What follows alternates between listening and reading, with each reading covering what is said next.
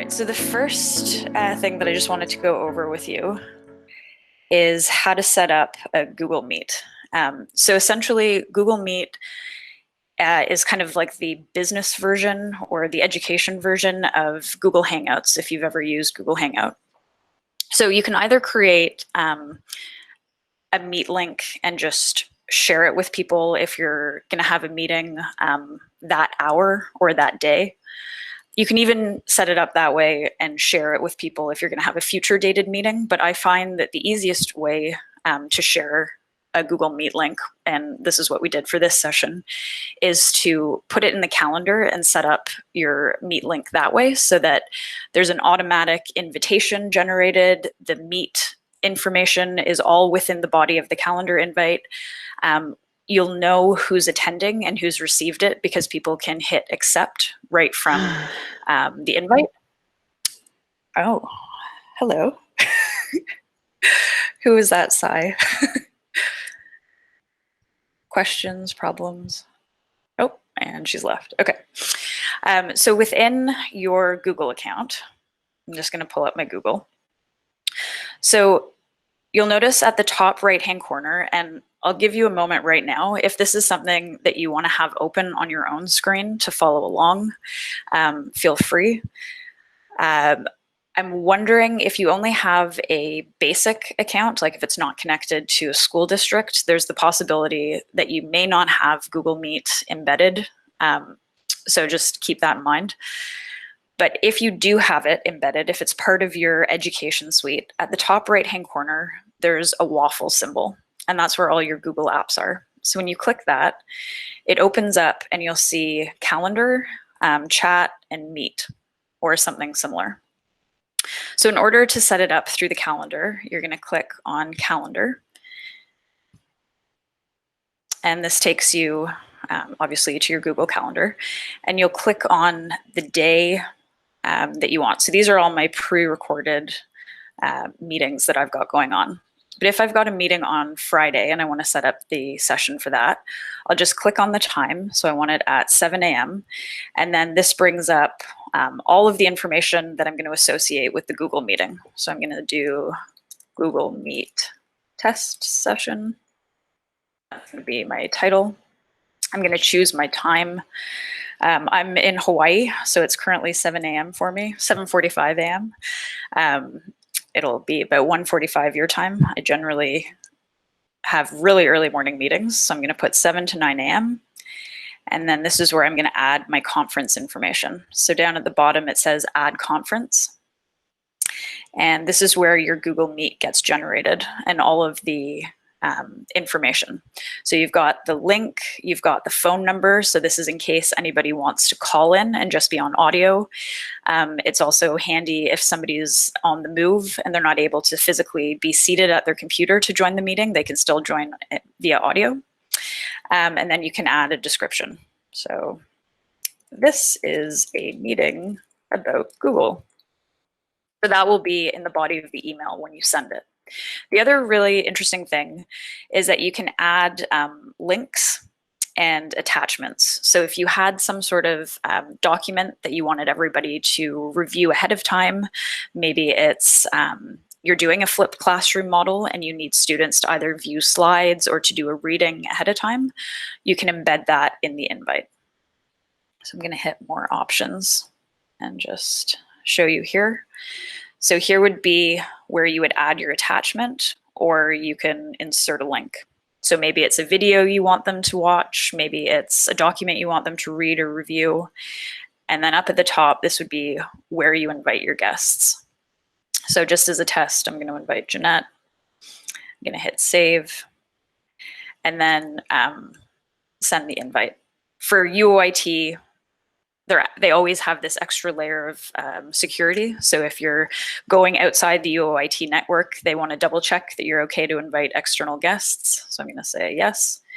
And then it appears in the calendar. And all of this information that I've just embedded there gets sent to all of the invitees. So I'll just pause there because I'm not sure how many people were following along with that on their own screen, or if that went over your head, or if there's kind of issues that you can foresee arising or questions that you might have. I'm going to go back to the chat box. Jason, how do you mean, is it okay? Do you want to jump on mic?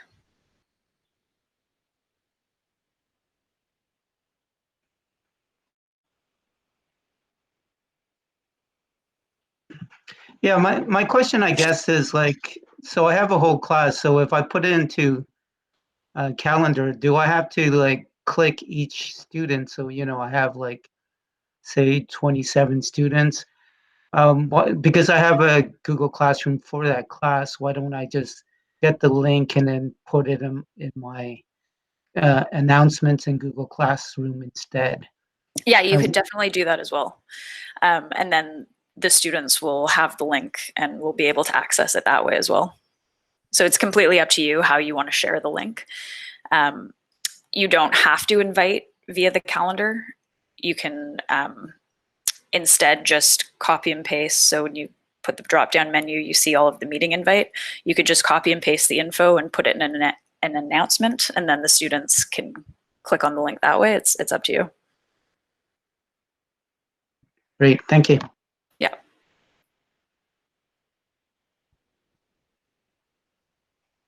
All right. Has anybody tried setting up that way?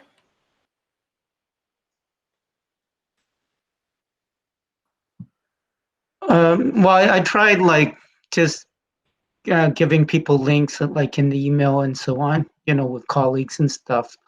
I guess one of the concerns with is that students, they use the link and then they do their own, they meet up together, and so that's a concern because we're not supervising them when they're using our link to communicate with each other, and they could stay up late at night using that room. So I guess that's one of the concerns. What grade do you teach? Well, I teach 2 grade 10 classes. Because the only thing is, like, in terms of having space, online space available for students, I know there's issues of maybe you're concerned like what they're doing in the space, but in terms of wanting students to build community or to connect with one another, I don't see it as that much of a drawback to actually have space for students to be able to connect, especially now that they're not physically going to be together and everybody's working in isolation. So yeah, that's a tough one, because in my mind, having these spaces, online spaces, available for students to be able to, either collaborate on work or even to build social presence and connection with one another, it's not totally a drawback, I don't think. What was your concern there for them connecting in the space? Yeah, it's just I've been looking at Facebook groups, and so teachers have expressed that concern that sort of it's like leaving your classroom unsupervised, and students are, and so just the liability issue, like if, because as a board, as a teacher, we're providing them with the space, and we're sort of leaving them unsupervised in a way because we're not in that space together with them. And so they could be unsupervised at home, like their parents aren't seeing what they're doing. So that's what some teachers express a concern. Another concern too is that another teacher, she told me how students would share the link with people not in the class, and then they would just enter the class too. So that was another concern. Do you know if your board is allowed to use Zoom? See, it's still on. Like we had a meeting yesterday with the principal, and she said she would let us know. But I know another teacher at another school on my board, she said no. The principal said no. Somebody asked her, so it's sort of like we're getting mixed messages. So I'm not sure what's going to be. Okay. I mean, yeah. I'd have to look into Google Meet a little bit more to see there might be a way to set it so that the room is actually only available from the time that you're like wanting students to use it. I know with Zoom, you can set it so that the meeting only starts when the administrator's there and has opened the meeting. So people can't just log in ahead of time or at a completely different time. The only thing I've seen with Google Meet so far in that regard is like if somebody doesn't have a Gmail account, then they have to be admitted in. Like today, most people had to wait for me to accept them into the room, but some people were able to access immediately. So I can look into whether or not that might be possible, like deeper into the like advanced settings of Meet, because that's certainly a possibility. And then that would even solve your issue as well. Okay, great. Thank you. Yeah. All right. So in terms of different ways to use Google Meet, I'm going to attempt to share with you. I'm going to bring this back. Okay, so can you just let me know in the chat box, are you currently seeing, so you're no longer seeing my slides, but you're seeing my share screen. It says you're presenting to everybody. Great. All right, so there's not a lot of features in Meet. If you've ever used Adobe Connect or if you've ever used Zoom, they have breakout groups. It's a little bit more dynamic. You can move through the space and have a lot more tools at your fingertips. In some of the other platforms, like for example, Zoom, you can do a collaborative whiteboard, you can do breakout sessions, people can respond with reactions. But in Meet, they've basically made it as kind of simple as possible for what you might need in a video conference, chat, or meeting. So down at the bottom, and sorry, I'm going to hide that. Down at the bottom, you'll see the title. So this title is generated from the invite that I sent you from the calendar. So it takes that title and titles the name of the meeting. When you open it up, if you had attached anything, the attachments would be here so people could instantly access. Also reiterates all of the joining info in case you need to instantly share it with somebody. Just note that if somebody's calling in from a phone, they need this PIN to be able to access the meeting. Down at the bottom, you've already obviously seen there's the mic. If I wanted to mute one of the students, just note that I have that ability to mute somebody, except I don't have the ability to unmute them. So if you mute a student because they're being loud and they don't realize their mic is on, just know that if you ask them a question and they don't realize that you've muted them, they have to physically go back and unmute themselves. The other thing, which is good for accessibility, is turning the captions on. So I've just turned them on, and you'll notice at the bottom of my screen that Google Meet is currently captioning everything that I'm saying. It's pretty good. I think the old version of Capture didn't quite capture it as accurately, but this seems to be doing a good job. And I'm going to turn those off. And then bottom right, you'll see that there's 3 more options buttons. When you open that up, if you have an account connected to a classroom, like an EDU account, you'll have the ability to record.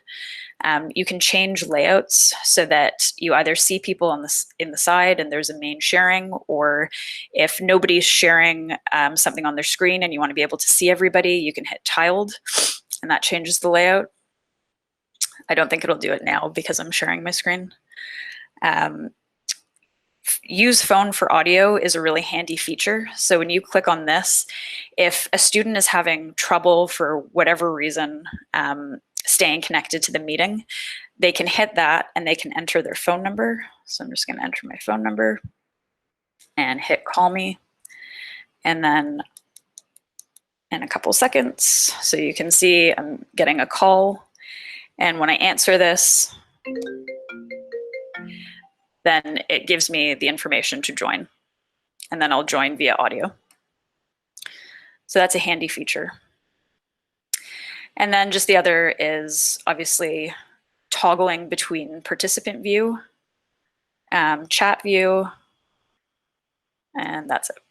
And I think Lee just put something in the chat. Yes. Another privacy concern, yes. Yep, we're muddling through all these issues. Okay. So I'll head back. The last thing that I wanted to show you before we break off and start playing around. So I've basically curated a bunch of tools that you can use that if you have G Suite, so for education, docs, sheets, slides, keep, and forms, these are all fantastic resources that I'm still even learning new ways of using them, new creative ways. And the links that I've embedded there give so many interesting, unique, creative ways to use these in an online classroom. In a classroom in general, can be adapted online.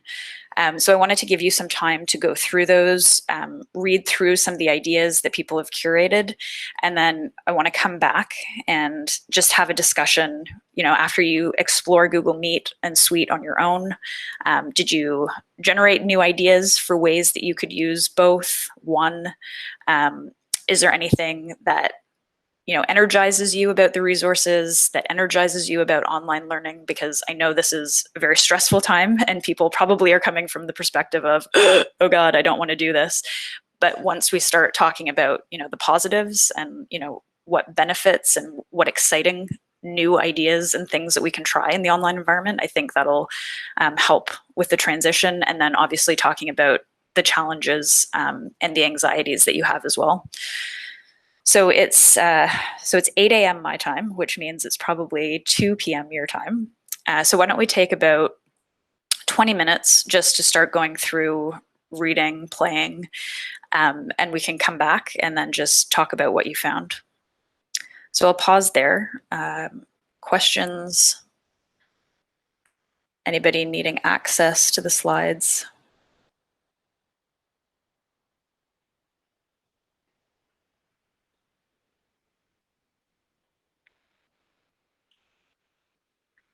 Okay, the other access to the slides. Okay. I'm just going to put this in the chat box. The other thing that I just wanted to point out, so I know that Zoom, as of very recently, there's been a lot of questions about Zoom, so I didn't necessarily want to focus on it as much, but I have put Zoom here. So ways to access the different tools that you can use. So if you wanted to try out Zoom, I can walk you through that as well. But you would just need to let me know in the chat box. And I can also I'll stop sharing my screen in a minute and I can give you a link to Zoom and you could bring it up and I could walk you through setting it up as well.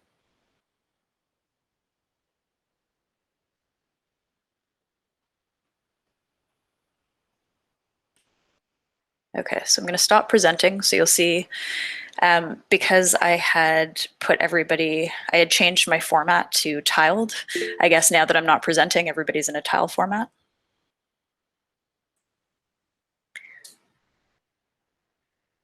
Oh, great, Stephen, I'm glad.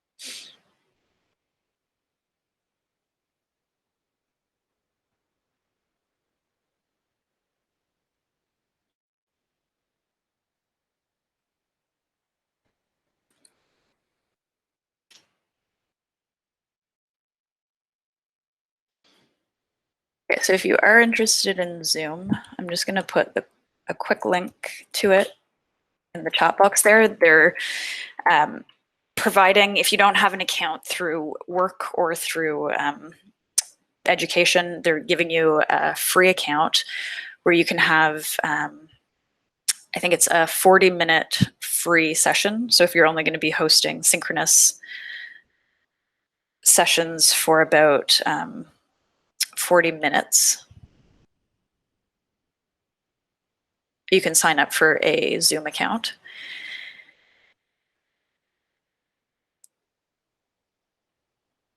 Okay, so Janet, you are in a university course that had to switch to Zoom. Okay, so let's bring it up. I'm just going to sign into my Zoom.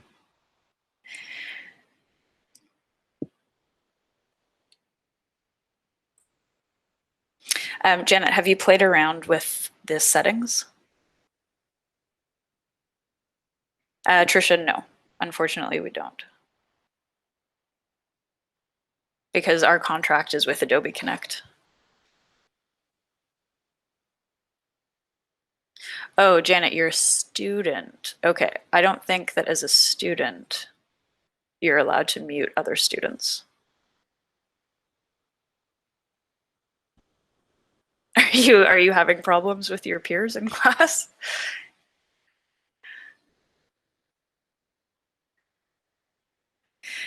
Because there's a way in Zoom, there's a whole bunch of settings that you can set up ahead of time that basically determine the class and the functionality that people will have when they're in the class. So for example, when you go to Zoom, I'll just share my screen. So if you're working in Google, go ahead, you can ignore me. But for anybody else who's interested, I'm just gonna present.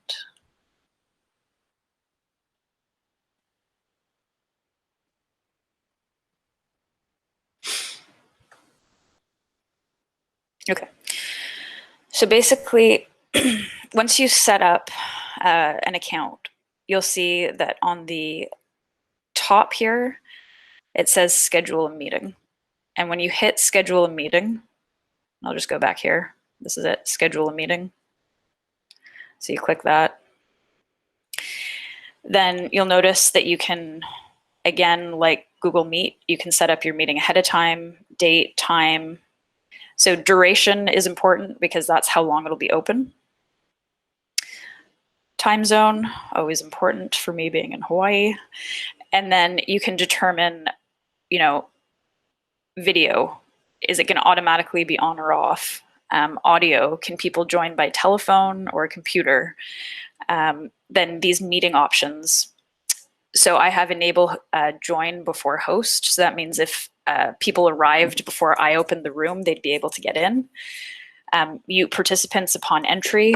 This means that maybe, if you're hosting a class and people aren't quite as familiar with the technology and you don't want them to have their mic automatically on when they come in because they may say something inappropriate or you're not sure what the chatter is going to be like, you can automatically mute them as they enter.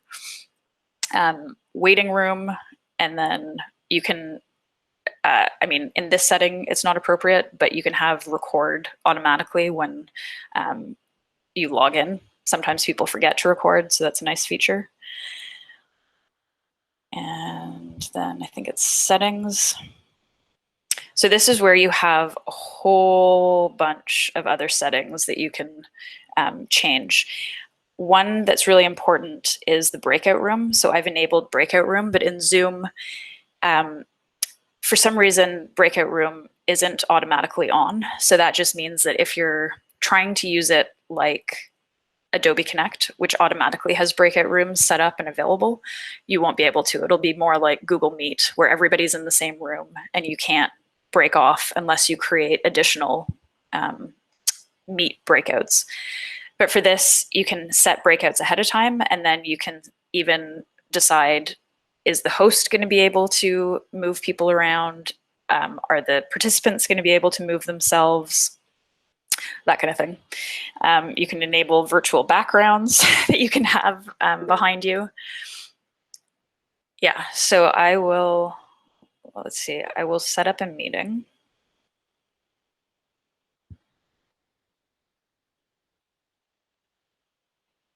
Okay, so I'm just going to stop sharing for a sec so that I can set up a meeting. I'll let you guys continue to play around, and then I'll come back.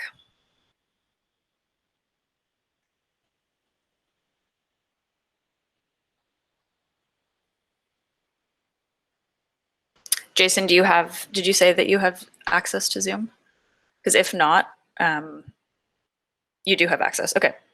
Do you want to sign into your own Zoom account right now then?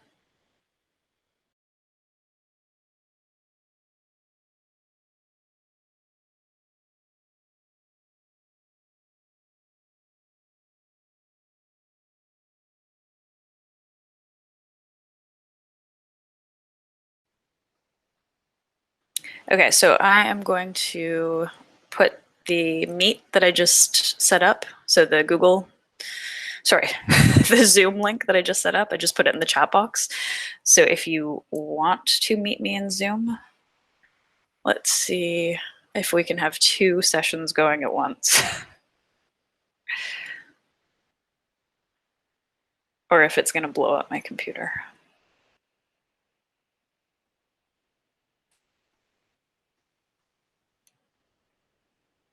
Oh, Jason, welcome into Zoom. Hello, Andrew. Yay. Okay. Now, the tricky part will be I want to share my screen with you in Zoom. But those of you who are currently in Google Meet, can you see my Zoom screen right now? No, I don't think so. Okay, so no. So I'm going to now be able to share my Zoom screen.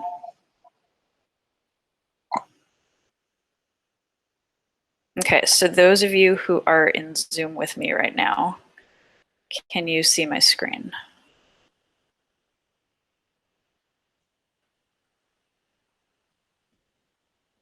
Chat, okay.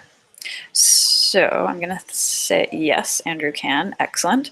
So now the other thing that I'm gonna ask you is when I click this more menu at the top, can you see the menu that floats down and all of the features that I'm currently hovering my mouse over?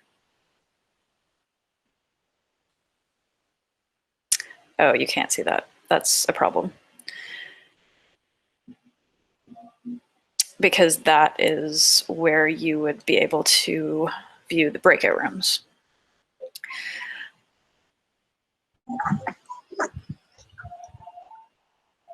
Okay, I'm gonna put you in breakout rooms so that you can just see what it's like to be in a breakout room.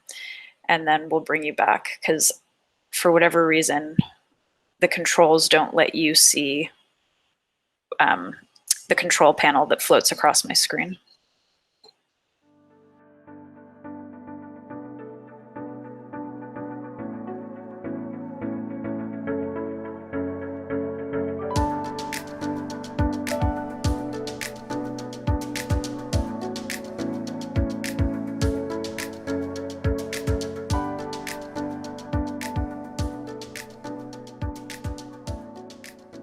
Yeah. Oh, there. Hi. Okay. So I created the breakout rooms, and at the bottom of your screen, so we're in breakout 1. At the bottom of your screen, do you see something that says breakout rooms? No. Oh, When you hover your mouse at the bottom of the Zoom screen, what pops up in your panel? it says leave breakout room. Okay, so it gives you just the option to leave? Yeah. Okay, so when you were in the main meeting room, did it give you the option to transfer to breakout 1, or did it just automatically put you there?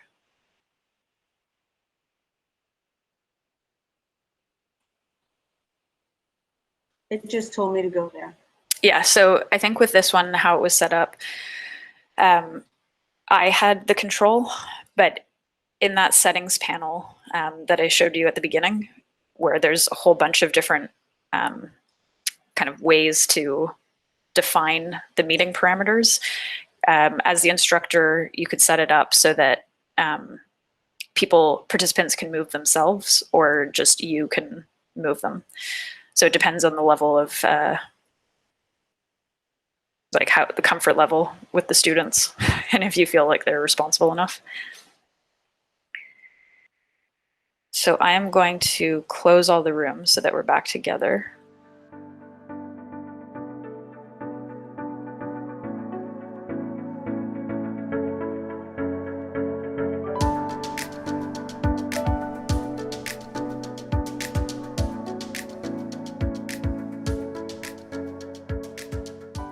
Okay, so I think the easiest way for you to kind of get familiar with breakout rooms and the settings that you can apply. So essentially,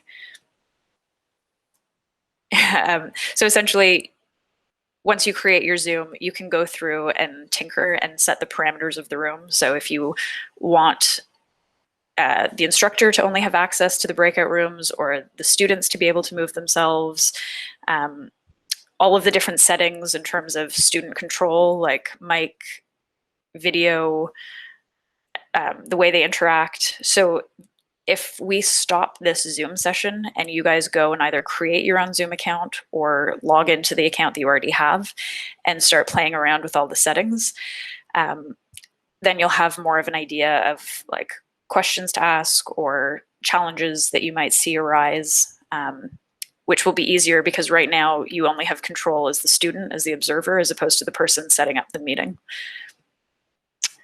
So does that work for everybody? Give you a chance to get hands-on?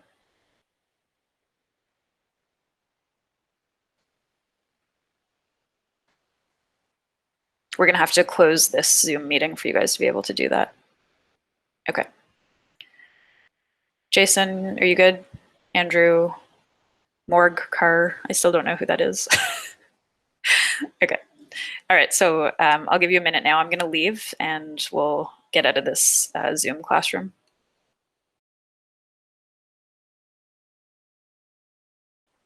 All right, so I am back looking at the Google Meet, and I just want to check in with you guys who have been maybe exploring the resources. So questions here. Eric, how you doing? Oh, Carolyn. Carolyn, you were in our Zoom session. Things are going okay. I was just looking at the using Google Forms, which is something I've already been doing with my classroom a little bit. Just kind of looking at all the different ways you can kind of set those up as like sort of check-ins or like formative assessment things. So it's definitely something I want to do a lot more going forward as we go online. Great. So Eric, the other thing that you can do too is use Google Forms to actually create like flipped lessons. Have you come across resources for that yet? Not really, no, but that sounds good. Because yeah, I was thinking about trying to do more of that flip thing and then having almost like office hours to kind of talk with the students and check in and see how they're doing rather than me trying to deliver content to them. Yeah, I think that'll probably work better for them. Yeah, because the one way that I've seen it used well is you can embed, like videos and content and make it interactive. So like if you gave all your students, if you essentially developed like an asynchronous lesson ahead of time using Google Forms and you had all of the content collected there. So maybe you had some video, you had something interactive for them to do, you had a reading that you've embedded, whatever else you want to put on the form, have them go through it, submit it, and then set up, do you have access to Google Meet through your board? Yeah. Yeah, so then set up a session like this and, it could either be small groups. So remember in learning in digital contexts, I think it was, I think I had already started doing this with you guys, is setting up the personal learning networks. So if you had students already set up in personal learning networks that that's like their learning group and all of the activities that you have them go through online, they're collaborating in that group. And then they come to your open Google Meet session as a group to talk to you, to talk to each other in a live time kind of format. And then you can actually find out, okay, what do they really know? What are they missing? What questions do they need clarified? Yeah, that sounds interesting. Have you done like any online kind of stuff prior or? Not really, no. Beyond just like, if I miss a day or something like that, just throwing all the work on Google Classroom and having them submit stuff and check in with them there. But never like a truly online class. It's more of just like a resource bank of here's where you're going to go to find the things that I need you to find. So it's chemistry, you said? Grade 10 chemistry? No, computer science, actually. Oh, computer science, right. Which I'm not qualified for, but is actually going okay. Oh, good. And have you used like coding resources or like block coding, Python? Yeah, we're using a language called processing, which is like a Java based. It's almost like they took Java and just made it easier. Okay. And that was what they were already using for the grade 10 course. So I kind of just took that over, and that was pretty easy for me to pick up and learn. So that was good. Okay. And it seems to be going well. The kids seem to pick it up quickly as well, because it's mostly based around like doing animations and stuff on screen. So it's like easy for them to get engaged with things that are sometimes boring in learning in other contexts. So Scratch kind of has that same thing, right? Of having that screen and you're animating, you're doing things. It's kind of like that, but it's all text based. Right. So it's almost like a next level up from that. Have you used microbits with them? I tried a little bit last semester when I taught the course. But I was just kind of thrown in there as like I had some extra time in the course. I wasn't super happy with how it went, but I have used them before. They are pretty cool. Yeah, because I'm just thinking like, would it be too? Because you can do Python with them through microbits, and if they don't, I know they don't have access, but they have access to the online simulation that they could code. Right. So that's another possibility if you're trying to use workarounds. And even there's a Tinkercad has an Arduino simulator as well, That's true. where you can build circuits and you can do the coding on that. So I thought about doing that as well, just to kind of give them something to work on for a little bit. Margie, I think, has done a bit of the online Arduino stuff. So if you need a resource or to ask questions, she'd be a good person to connect with too. Cool. Thank you. Yeah.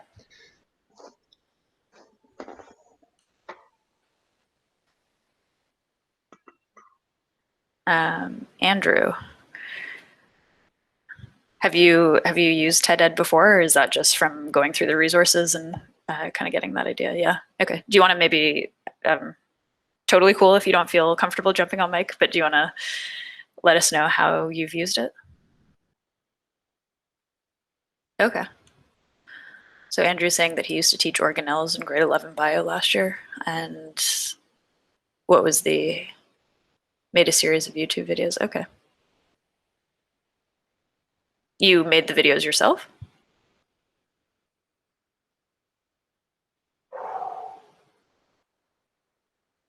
Okay. And did you use any sort of like flipped classroom model? QuickTime, okay.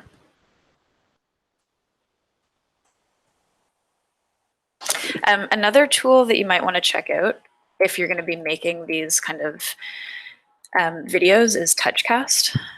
And TouchCast, you'd need an iPad to be able to create them.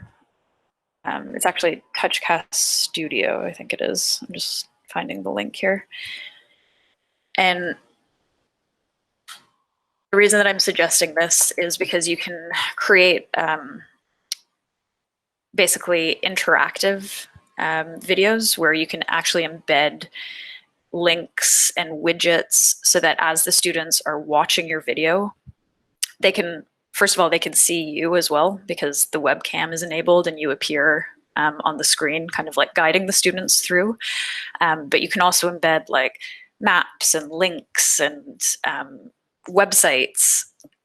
So you're kind of like annotating the video as you go along. And when students touch, say, a widget that you've embedded, it will pause the video, take them to that site, and let them, say, do an activity. Or if it's a widget, they could actually interact with the video on the screen. So there's a couple different ways that you can kind of like elevate just a simple video and make it a little bit more dynamic or interactive. With that, Laura, like, would they have to watch it through the app then? Is that how they would access that? I believe they can still watch it apart from the app, but if you want it to be interactive, I think it has to be on a tablet because you would need that touch feature enabled. Okay. Yeah, Andrew, I'm not sure. Yeah, I think it's only iPad. I'm just looking at the site now. It says on your iPad, so I'm assuming you can't also do it on an Android tablet. I only have iPads, so that's not really an issue, but I guess in terms of accessibility, you'd need to make sure that students would have access to an iPad.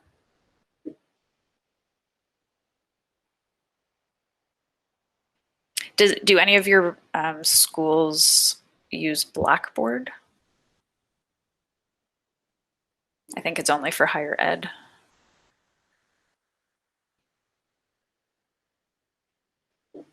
No, we're basically Google Classroom, Moodle, and something else, D2L, Okay, and Wired ASP. right. Because I'm not sure if some of the other online platforms might have this as well, but Blackboard has a media function where you can upload a video, and that app within Blackboard allows you to take the video that you've uploaded and to annotate it as well. So similar to TouchCast, except it's not interactive in terms of being able to like touch widgets, but you can annotate it so that at a certain point, say at 1 minute, you have a question pop up that says, thinking back on what you just saw, and then ask them some sort of question. There's like a multiple choice option. They input their answer and then the video keeps playing. Or a reflection prompt pops up that says, you know, you just saw XYZ. Think about how you might react. And then they don't necessarily have to input an answer, but it causes them to stop and to think about what they just watched or observed. And then the video keeps playing. So you may want to play around. I don't think Google Classrooms has this, but something like Moodle or D2L, they may have embedded tools that you can access so that you can create dynamic media as well. And I'm sure there used to be, like Mozilla used to have an app called Popcorn where you could upload a video and annotate it. So there's a couple of different ways that you could play around with videos and making them interactive or a bit more dynamic. Sounds interesting. Mm-hmm. Okay, so just checking in with the people that were playing around with Zoom. So Jason, Trisha, I think maybe Janet was. How did you guys do?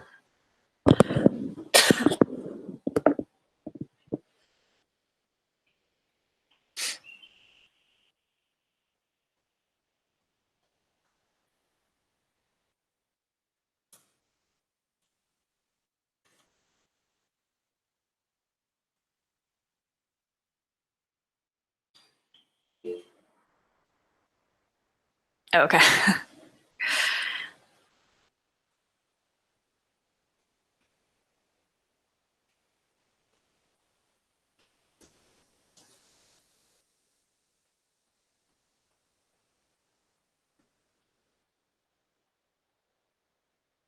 Okay, well then I will share my screen. Let's come back.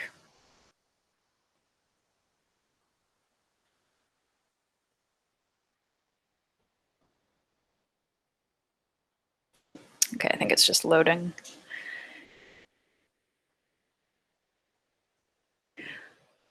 Okay, so in terms of ideas that came to mind, so what arose for you as you were going through the resources? Is there anything that you're kind of excited to try that maybe you were hesitant about before? Are there any challenges that you want to talk through? Understanding that this is new for everybody. It's not new for us in higher ed, but in terms of teaching students in a public system or a Catholic system, it's obviously very new. So I think this might be a good opportunity for everybody to be able to provide either insight to one another, ideas, suggestions. Can you hear me now? Yep. Okay, awesome. I was just going to say, I think that this would be a great opportunity, and I think my students would be really excited to be able to do something in a synchronous manner. I'm still waiting to hear direction from my board specifically. I'm not sure if anyone else has received direction from their individual boards about how the distance learning program is going to be offered, just because I know that they're being very adamant about calling it distance learning and not online learning. Right. And I know there's a little bit of distinction just between those two terms in terms of like whether there's synchronous activities or asynchronous activities involved. Right. And I bet there's a lot of, the reason for the delay is just because they're trying to figure out the logistics. And, you know, I know the OCT sent out an email saying that to be mindful during this time because you're still, you know, responsible for, you know, your actions, what you say, how you communicate. So it's everything's just very up in the air. And I know for myself, I'm feeling a lot of uncertainty. Yeah, and I can imagine others are feeling the same. I think that's probably why they're pushing more for starting out with asynchronous, because some of those issues of, you know, how you conduct yourselves, how you encourage your students to conduct themselves online. I think there's probably less risk when it's asynchronous and they're kind of doing the work on their own and then checking in with you or their peers and in a kind of like discussion board kind of setting, like more of the old school distance or e-learning. So in terms of like feeling comfortable, I mean, like would starting from an asynchronous perspective, like does that put you a bit more at ease, or where do you find that you're kind of going to in terms of like a safe zone or a comfort zone? I'm fine doing either or. I've facilitated both like synchronous and asynchronous activities online, but it's been outside of, you know, teaching for a school board. I'm just more waiting on direction to hear what the school board is going to ask its teachers to do. But I think I'm okay with either outcome, regardless of what direction they tell us. Right. Okay. I saw Janet had posted something in the chat box. My junior grades are going to need an adult to help them go. Yeah, intermediate should be fine. So Janet, about instructions for which?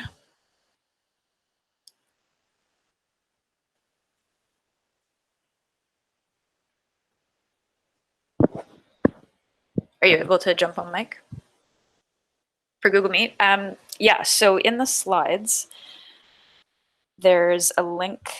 Where did I put it? Here. Nope, that's Zoom. Up here. This is a step-by-step support guide to help anybody, users of Google Meet, get set up and to troubleshoot. So I would go through that. You can even, because it's kind of set up as a help guide, if you wanted to like take some resources for there, and maybe if it's not exactly what you're looking for, just call resources for there and put them into an easy, like instant user guide. That might be the quickest thing to do. Or you could just give them the link. I think a good suggestion too might be to invite parents maybe at the beginning and do kind of like an introduction like today, because Google Meet is relatively straightforward. I think all they'd need is maybe, 20 minutes getting familiar and comfortable in the space with you, and to just show them, here's how you mute your mic, here's how you, share in the chat box. Like, there's only very basic features they're going to be able to need to know how to do. And as long as they're just sitting in the space and getting comfortable being there with you, I think that might be a good just general intro. What grades? I know Eric's high school. What division is everybody else?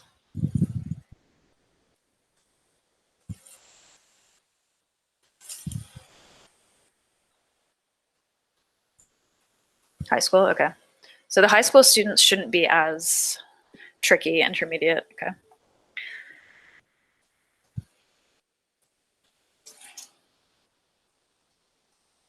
And have you thought about ways to kind of make the online learning experience a bit more active? So thoughts for not just kind of, sitting at a desk or sitting at a computer, but developing kind of like field activities where you give them some sort of inquiry-based question and they go out either in their home or into the community to gather evidence or to investigate something, and then come back and share that.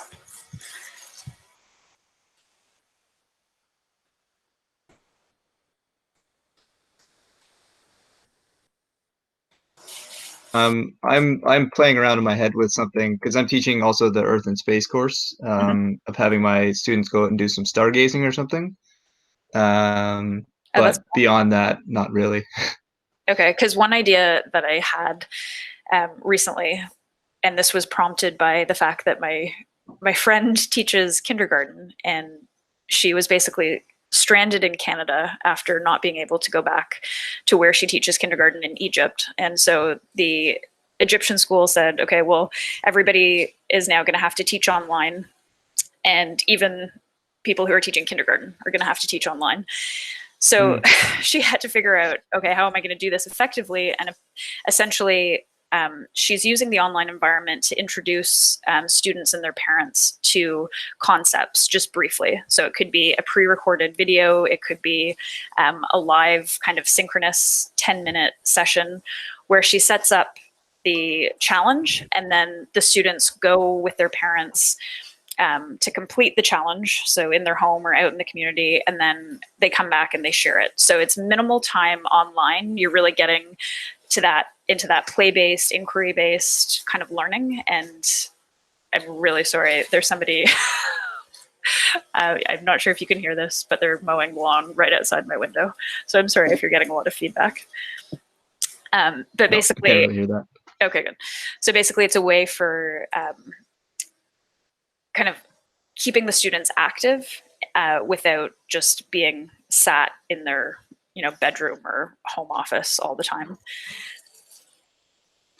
And then the other activity that I was thinking that's connected to science, so this could be for intermediate, or it could be if you're teaching science. I recently went on a hike with my husband and my dog, and so on my phone, I've got an app called Voice Recorder app. And I also have, obviously, a camera function. And so as I was because I live in Hawaii, all of these plants are new to me. So I was taking photos of all the different plants and trees and flowers that I came across. And there's also a whole bunch of different birds. Like it's almost like a bird sanctuary. So I recorded both images, and I took my voice recorder and recorded all of the different bird song that I was hearing. And then when I came back to my house, and this was all done just on my iPhone, I was able to import the audio file and all of the images that I took into iMovie and create this kind of dynamic, like, picture slideshow of the hike and all of the different birds and flowers and plants that I'd seen. So that's one way of kind of getting the students out into nature and then coming back, creating something digitally that they could share. And then you could take it a step further and say, okay, now how can we figure out what we saw and heard? And then they could investigate the plants that they saw. They could categorize them. They could figure out what bird song. So there's different ways that you can be creative with leveraging the technology that they might have available to them, and then also connecting with a community online. You could do that either synchronously in a session like this, or if you had a discussion board or some sort of kind of asynchronous space that they could collaborate on. But just kind of trying to think outside the box. How can I make this as interesting and not as stationary as possible? And then, activities like that can also involve the parents and the home life. So I think home learning and online learning can end up being really dynamic and really personally meaningful and engaging. And it's just figuring out how to kind of think outside the box. So I'm just going to pause there. I think Jeanette just joined us. Hello.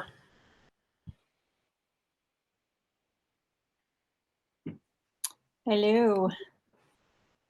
I've been hanging out with Jen, learning about video recordings with her, and I think she's coming back in about 5 minutes. I was not able to get into Margie's session. I think she just didn't see me and didn't allow me to join. She's keeping me out on purpose. I don't know.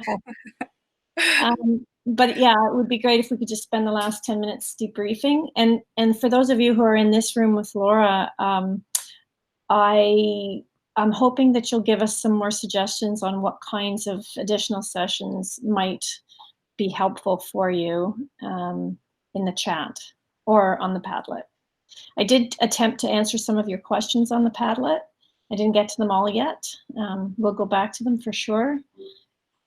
But a lot of the answers, of course, depend on the context and the subject you're teaching and the grade. So I was able to answer sort of generally with some advice, but knowing more details certainly helps give more concrete advice. So did anything come to mind just as we were chatting there? Any ideas? Something that you might want to try?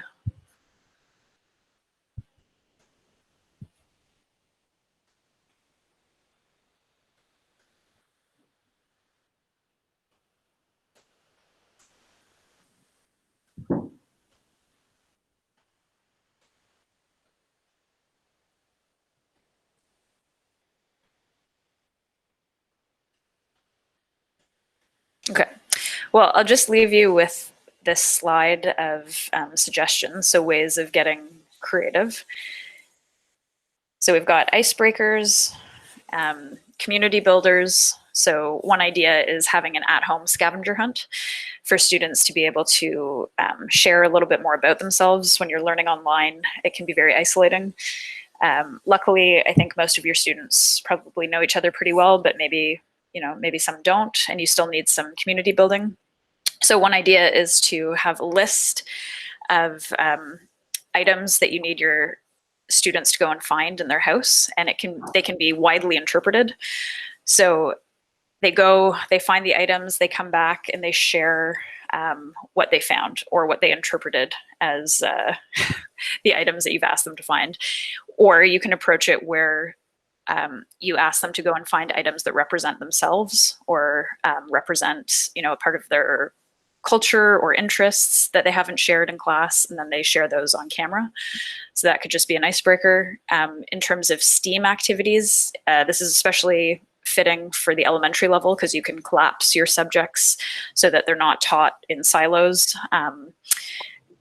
What Jeanette and I have done in the past from her critical making course is, and given this is at a university level, but you can adapt this for intermediate, high school, have students pre-gather some making materials ahead of time. So it doesn't have to be digital. It could be, cardboard, tape, like different construction materials, and have them engage in some sort of collaborative live making activity. So they're all connected through Google Meet. They're all making in real time. They're asking each other questions, and then they're able to show their final products. So that's a possibility. If you're able to have them organize like some tools in advance, you could get them to like order some materials on Amazon that might be too in depth. But if you can get to that level, then you could make it digital, where maybe they've ordered some batteries or copper tape and they can be creating circuits together. But again, that might be for a future idea. Flipped classrooms, which we've already talked about before. And then jigsaw activities are pretty great. So if you are working in something like Zoom where you have breakout rooms, you could have students divide up with different content. So they become experts in those different areas and then come back and share as a whole group. So this could be done with storytelling. It could be done through presentations. You could get students to create really interesting, dynamic, like Google Slides or video creation where they share with the group. And then facilitation, like we were talking about before with Eric, where he's hoping to set up conferencing time synchronously. You could have that as just, instead of it being a lesson, it could just be, checking in with students, seeing where they're at. So I will pause. Jeanette, did you have anything you wanted to add there? Not specifically about that, but I did check out the announcement. I don't know if any of you have had a chance to sort of follow what the Ontario government put out. Nothing seems very concrete still. The focus will be on helping grade 12 students graduate, but they are giving some guidelines in terms of how many hours a day students are expected to complete online. Well, this actually is based out of Alberta, so I don't know what Ontario is specifically going to do, but just as an example, for elementary students up to grade 6, they're suggesting that students spend 5 hours of work a week, which is not extensive. So it's not like we're going to see teachers and students interacting all day online, which is good news. That would probably be a disaster. It's a long time for students to sit in front of a screen. So that number jumps to 10 hours a week for those in grades 7 and 8, it says. I suspect that a lot of that work will be done independently with asynchronous touching in. But that's going to be difficult for kids who are not independent learners, and we knew that. Ontario's also announced a very small, I think it's not enough, grant for students with special needs, $250 per student. I assume that is to purchase additional materials or supports, or maybe technology. They are trying to address the idea that, or the issue that not every child has a computer by loaning students laptops. That's not going to solve the problem of Wi-Fi, internet access, and the quality of internet access. So they do understand that in some cases they're going to be non-digital solutions that have to be considered. They are saying that the expectation is final report cards will be issued with grades.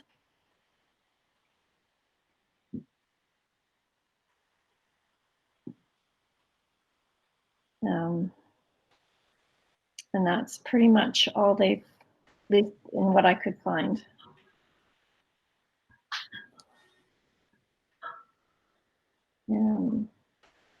They are going to give grade by grade guidelines for the number of hours they should spend on classwork each week. So that is still coming.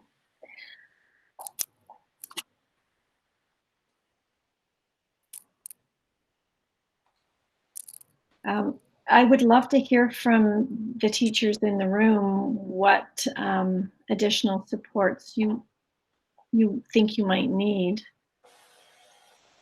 If you want to jump on your mic or type in the chat.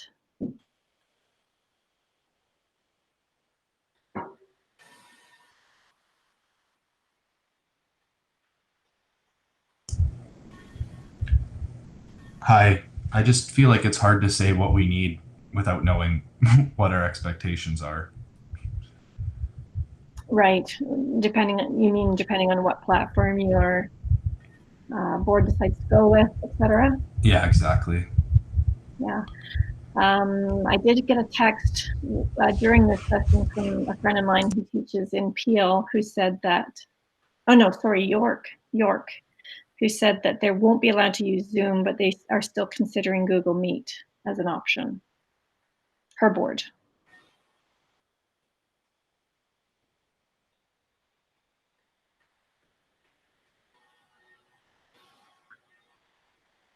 It would be great if you could keep in touch once you do hear from your school districts. If you have our contact information, if you could let us know, that will help us plan any additional sessions that we might be able to do to help support teachers. And we're here to help.